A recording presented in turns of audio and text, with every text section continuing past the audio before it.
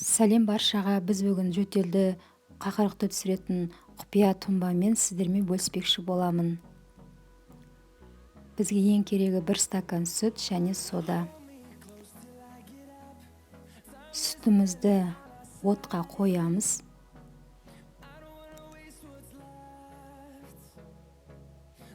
Үстіне жарты қасық содамызды салып, 2 минут пісіріп араластырып тұрамыз.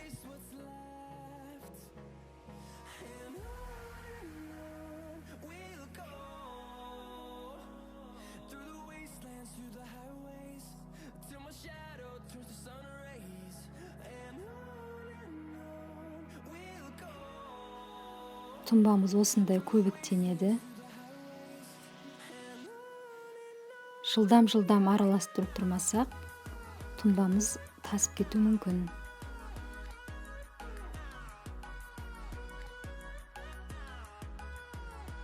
Тұнбамызды 2 минуттан артық қайнатпаймыз, өйткені тұнбамыздың асты күйіп кетуі мүмкін.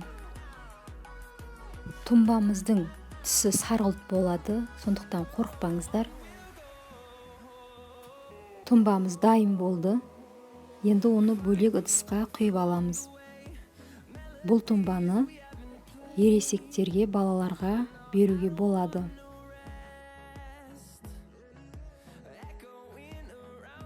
Тұнбамыз өте жеңіл, өте оңай және қарапайым үйдегі азық-түліктен жасауға болатын ең жылдам түрі. Енді екінші тұнбамызға кірсек, ол үшін бізге пияз және қант. Біз пиязды ұсақтап турап аламыз. Үстіне 2 қасық қантты салып еземіз.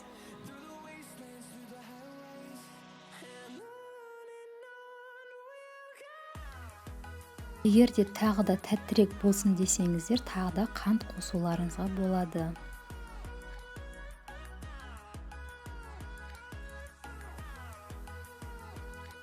Мына езгішпен қолдануға болады, сонда жақсы су шығатын болады.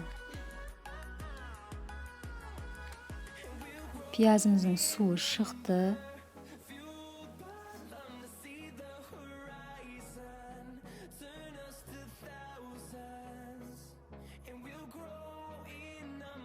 Пияздың шыққан суын біз оны бөлек ыдысқа аламыз.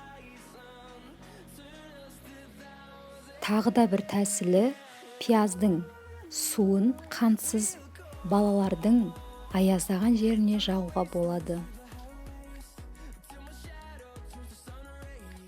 Тұнбамыз дайын болды. Бұл тұнбаны ересектерге, балаларға беруге болады 1 қасықтан.